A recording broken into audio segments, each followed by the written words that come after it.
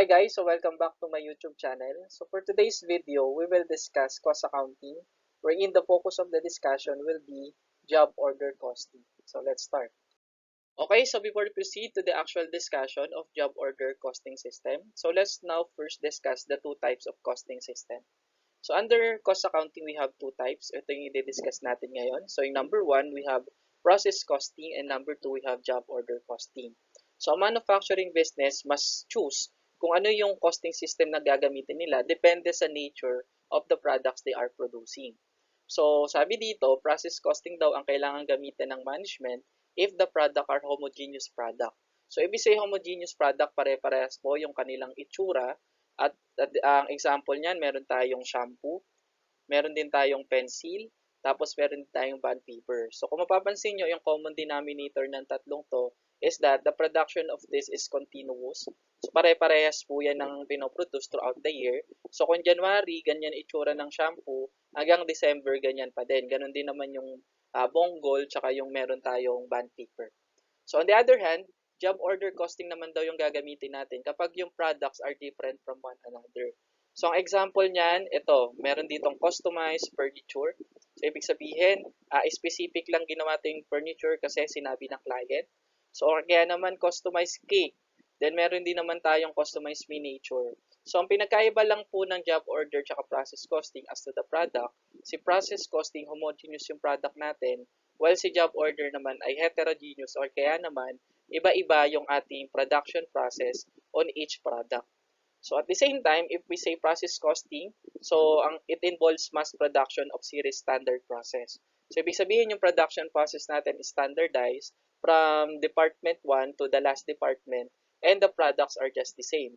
Under job order costing system naman, the products are customized to the needs of the customer or clients. So ito yung tinatawag po natin ng made to order concept. So mag-order si client, tapos meron siyang gustong i-customize dun sa product. So kung ikaw ang manufacturing business na gumagawa nito, hindi mo pwedeng gamitin si process costing kasi iba-iba yung process mo for different products. So that's why, that's the case, ang gagamitin po natin ay job order costing.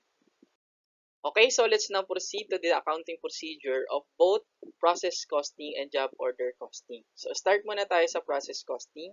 Under accounting, sa process costing, as I mentioned earlier, the products are homogeneous and it involves mass production.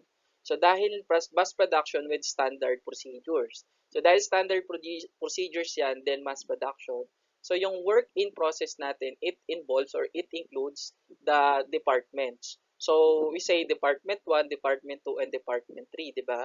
Then, ang process natin yan, so kapag natapos na yung production sa Department number 1, itatransfer lang lahat ng cost sa Department number 2, and so on and so forth. Tapos yung Department 2, itatransfer natin sa Department 3. So, once tapos, for example, yung Department 3, this is the final stage ng work in process, tsaka pa lang natin yan itatransfer sa finished goods inventory. So, yan po yung process sa under process costing. So, sa job order costing naman, ito po yung magiging procedure ng ating accounting. So, same case, meron din tayong work in process, pero instead of representing it by department, i-represent yan by job. Kaya nga siya tinawag na job order costing. Kasi 'di ba sabi nga natin, heterogeneous ang product sa job order at different yan from one another.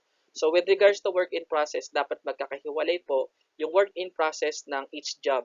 So, iba yung job number 1, iba yung job number 2, iba yung job number 3. So, for example, tapos na tayo sa job number 1 based sa specification ng customer na gawa na natin. So, after nyan, didiretso na agad po siya sa ating finished goods inventory. And next, for example, meron tayong job number 2. So, ganun din po yung procedure. Dumidiretso na agad din siya sa finished goods inventory once finished. Same case din with job number 3. So, and so on and so forth. Kung ilan man jobs yung ginagawa ng manufacturing business in a certain period of time. So, kung mapapansin nyo, ang pinagkaibahan ng process costing tsaka job order costing. Under process costing, tuloy-tuloy lang po yung production hanggang mapunta sa finished goods inventory.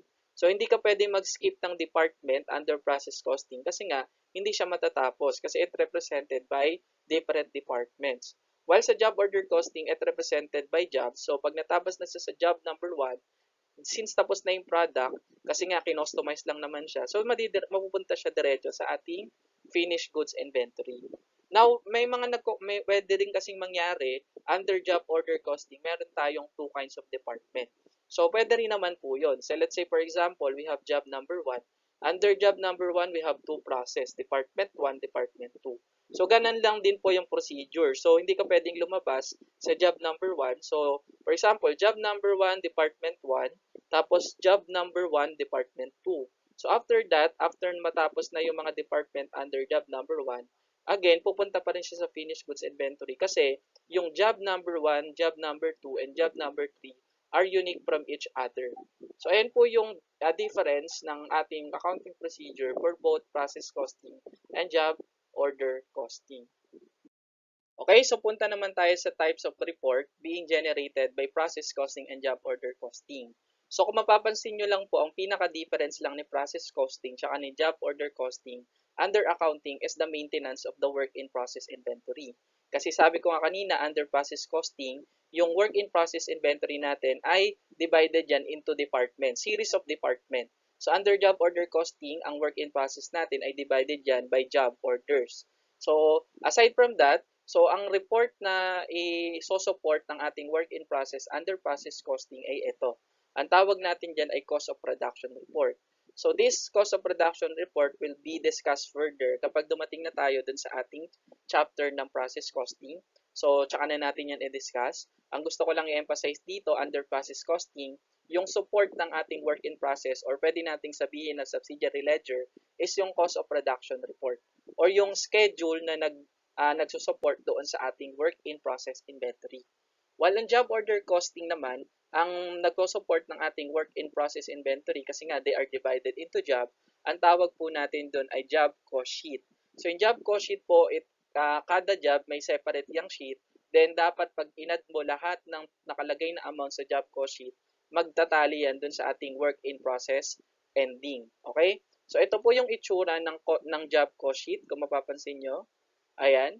So, may nakalagay na job number, nakalagay yung supervisor, tapos kung ano yung item na ginawa, kung kailan dyan in-initiate, kailan na-complete, tapos ilan yung na-complete during the period or during the production of the job. Then, kung mapapansin nyo, kompleto yung manufacturing cost dyan sa loob. Meron tayong direct materials, direct labor, tapos manufacturing overhead.